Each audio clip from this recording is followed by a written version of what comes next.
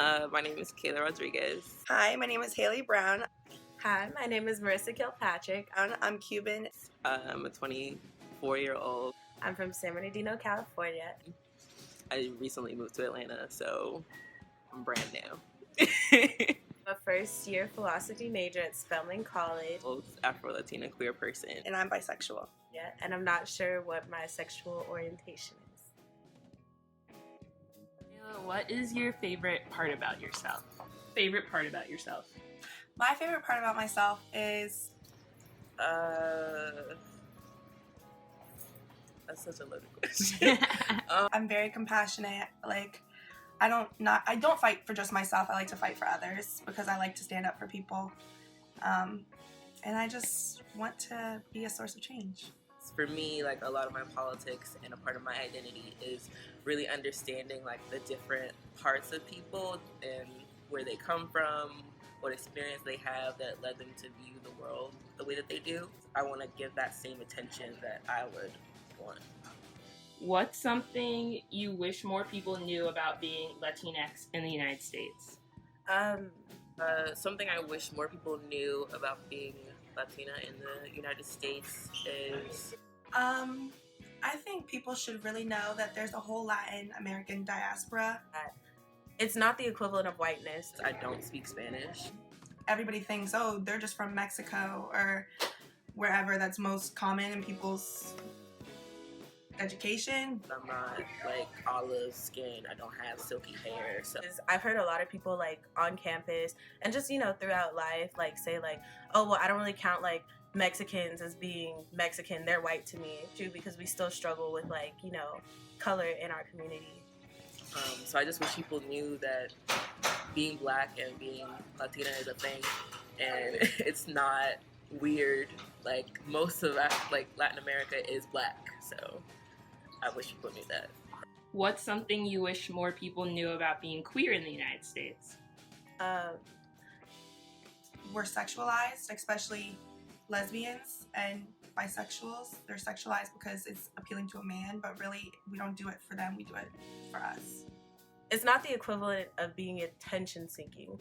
A lot of like the backlash that I've seen, like especially in the AUC, is regarding, like the men being extremely feminine and comparing them to like Beyonce and Rihanna. And honestly, that just like boils down to personality and, the culture that we're surrounded by.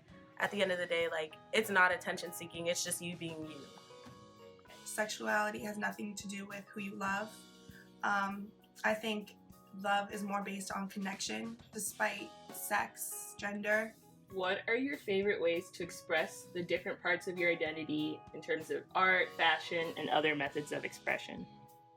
I guess like Be fashion, clothing or hair. Well, how I express my identity would definitely be through art. My hair color changes like literally every 2 weeks. I'm an artist, so I try and have those kind of intersections. I love how fashion is very visual and it's something you can look at someone on the street and be like, wow, like they're expressing themselves. But I have found ways that I can reflect my identity into it. One day I could be dressed like I'm in a different world. Like I love to put things together. I love to go in the men's section, buy things that are not supposedly meant for women. From the 90s, and the next day I could be dressed like I'm from the 20s. So like, I don't know. I guess I use my clothing and my hair a lot. Do a lot of faces, and sometimes the faces aren't finished or they have something missing or something that's like transplanted onto them. And I think that's very reflective of how I exist in the world and how I developed into the person I am today. Just having things kind of transplanted on me and trying to like figure out who I am. It's all about what makes you feel confident. What's something irritating people do when they find out that you're Latinx? When they find out that you're a queer Latina? Or both. Okay, how do I do this? Something people do when they find out I'm Latina is the first thing they ask is if I speak Spanish. When they find out that you're a queer Latina?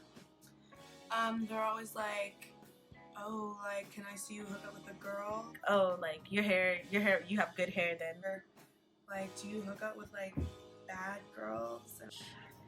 And when I say no, they say that, so I'm not actually like Latina. They say like, oh, you don't count, or they have some kind of like, what kind of Latina are you? Like, you don't speak Spanish. And most of the time, this is people that aren't even Latina. Like, I would never walk up to somebody and ask them like, oh, so how does it work, you know? And I'm like, I hook up with who I love, who I find a connection with, and that's just how it goes.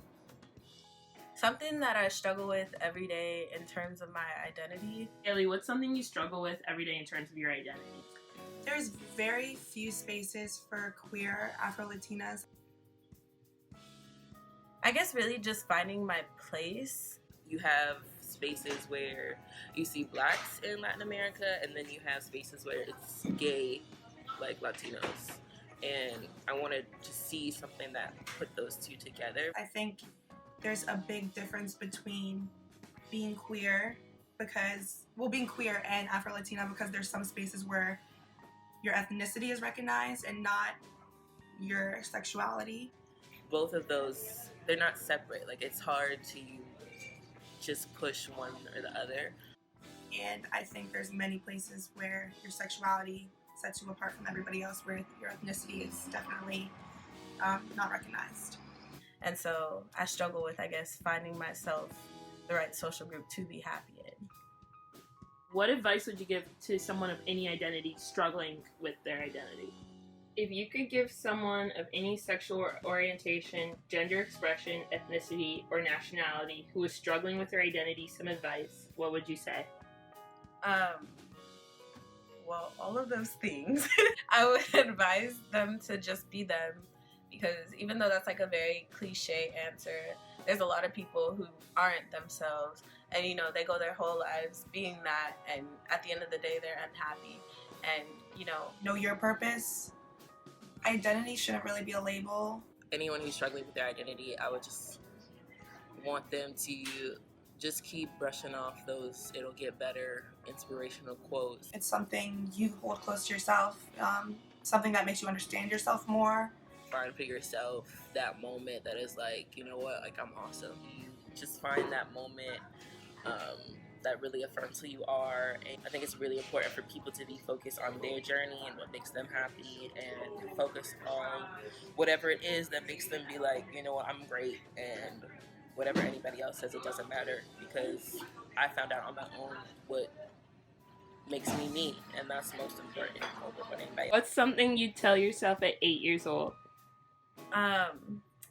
Struggling with their identity, I don't want to be like cookie cutter and say like it'll get better, or Trevor Project. Yeah, or like even though you're chubby now and everybody makes fun of you, you're beautiful still.